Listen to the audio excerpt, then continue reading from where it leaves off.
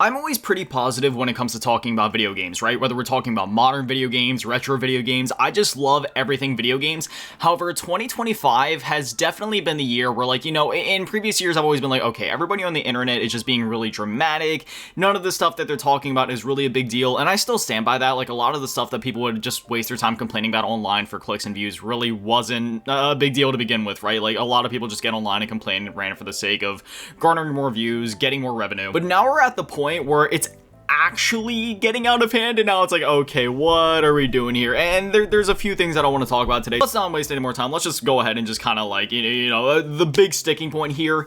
$80+ games. Now, I know there's immediately going to be people like, oh, wait, but inflation, and back in the day, games were $60, but they were actually technically more if you account for inflation and this, that, and the other, but it's like, okay, but we're still talking about $80 games to $90 games in some instances, apparently for like Nintendo physical games. There was rumors that GTA 6 could be like $100. If Take-Two has a brain, I don't think they would do that, because while yes, they would see higher revenue, at first, it would still draw away enough customers, I think, to where it would actually negatively impact not just them, but also companies that would obviously follow that model. One of the allures of gaming is the fact that it's simultaneously really easy for it to be both an affordable and a really expensive hobby.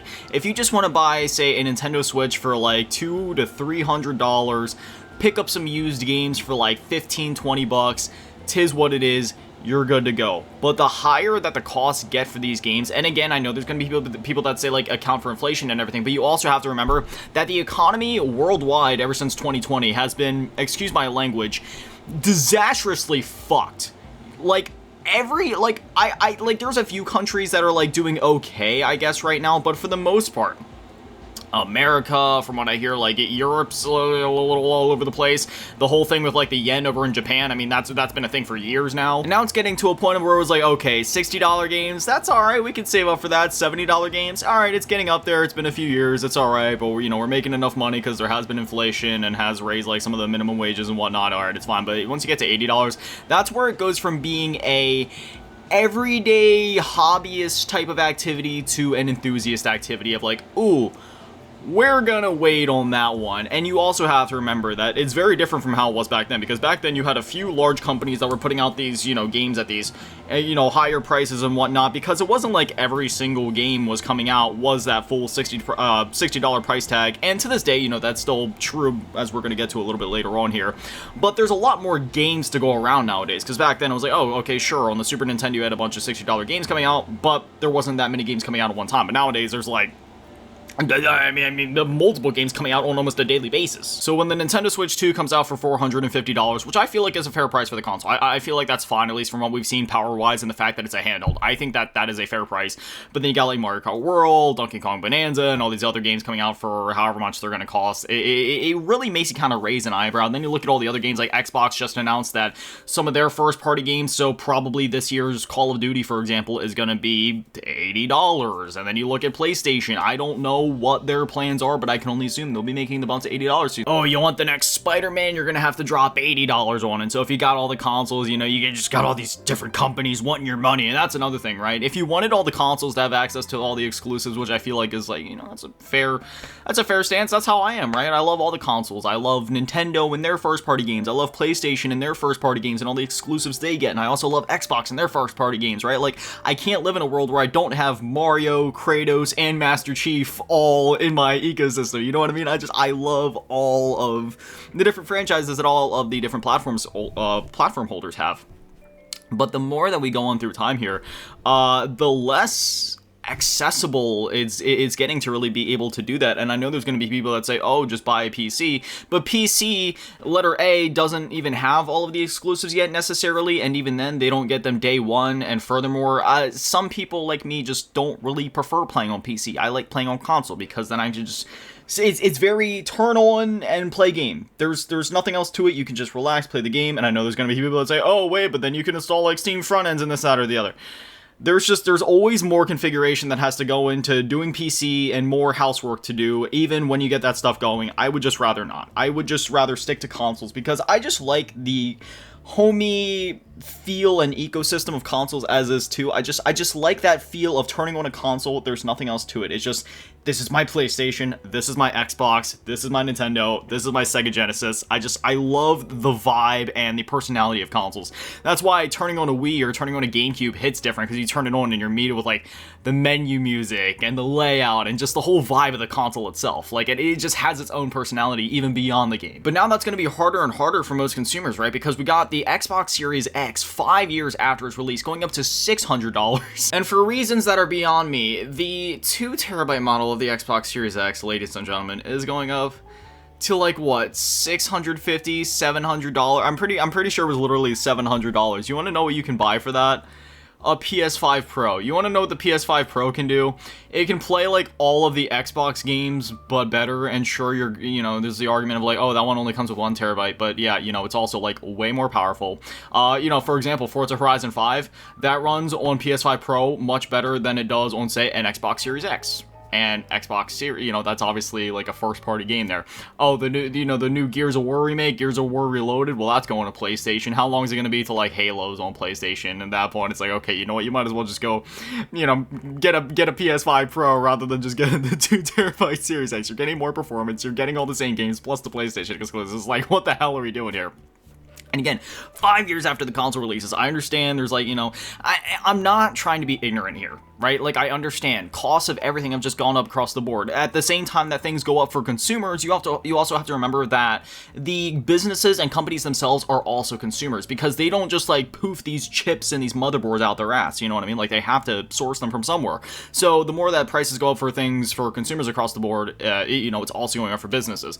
Obviously, that's not always the case. Sometimes some companies are just trying to widen their profit margins, but this is the one time where that isn't the case, because for example, some parts that they built the PS5 and the Xbox Series with at the start of the console generation cost a lot more now, and we even heard some of that because of like different interviews and such behind the scenes. So, yes, the fact that the Xbox Series X is now $600, I would bet that Microsoft probably isn't even profiting off of that, because it's, very common knowledge that console manufacturers typically don't really even profit off the console itself, maybe slightly, but sometimes they might even eat cost on that because of shipping and whatnot, just because they have to be very cost effective when making these consoles. They usually make their money off of like accessories, right? That's why controllers are like $70+ now. Xbox Series, I will say, they've been doing really good at putting their controllers on sale consistently. You can consistently get one for like $30-$40, so I don't even know how much money they're making on those. As well as online subscriptions, right? You got Game Pass, which is now like $20 a month if you get the Ultimate one. PlayStation, that went up to like $160 a year for premium, which I do pay for that one because I feel like I get my money's worth with that.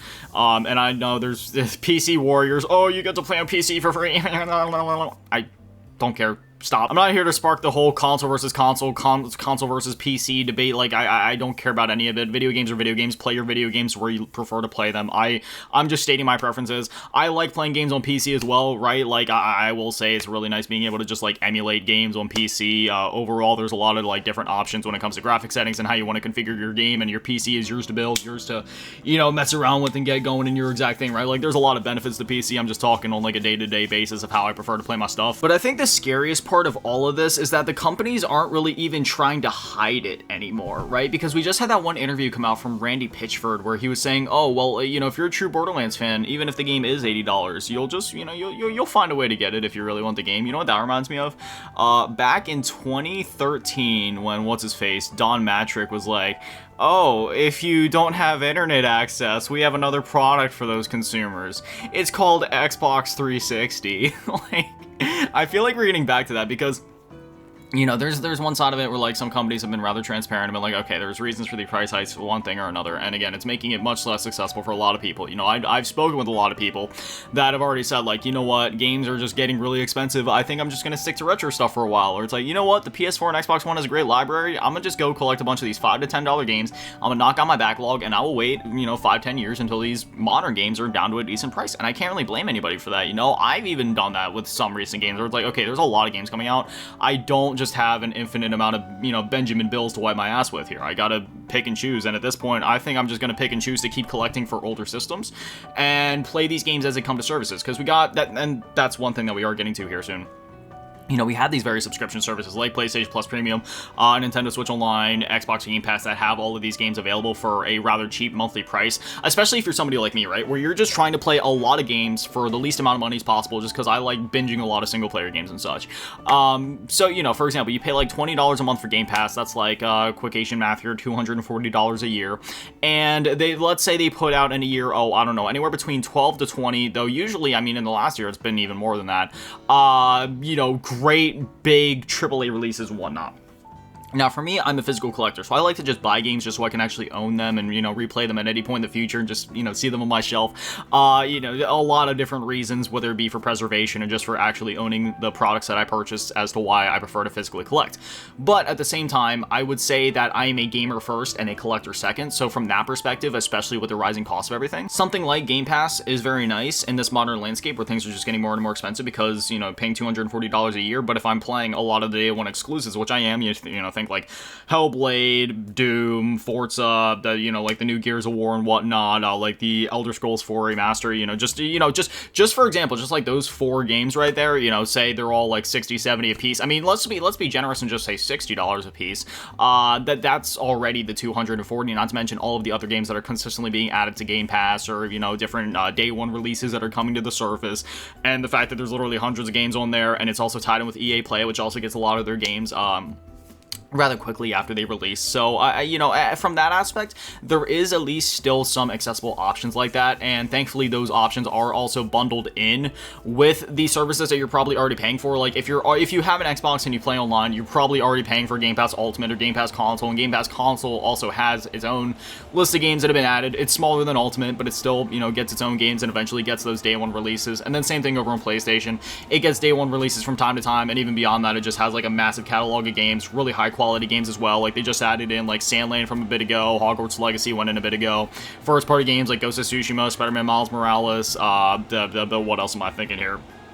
Death Stranding, God of War Ragnarok, like a lot of those other games are in there. They have trials for other games as well for you to just, you know, dive in and try out if you don't want to commit to the full purchase right off the rip. So what I'm trying to say here with all this is it's not necessarily all negatives, because there is still positives for the future of gaming, right? At least, because I'm not even saying that I'm scared of the future of gaming because of the games themselves. This is all just coming from like the cost perspective as a consumer and as somebody that knows a lot of consumers that aren't as fortunate, right? Because, you know, there's some people out there that are like, maybe they don't even have a PS5 or a Series X or S yet, right? Maybe they're younger. Maybe they just live in a really, you know, shitty area of the country or whatever. Maybe they're still rocking the Xbox One and the PS4 and whatnot, you know? The more the prices go up, the more they're just like, I'm gonna just stick to this thing, you know, it still plays the games great, you know, it still gets, you know, surprisingly, even now in 2025, the Xbox One and PS4 are still getting newer games. Not all the newer games, obviously, but there is still some games that go to the, you know, go to those platforms, especially like indie games, for example. And I can't really say that they're missing out, because while, yes, you know, they'd be missing out on a lot of great games that are available on only PS5 and Xbox Series X, think like Hellblade 2,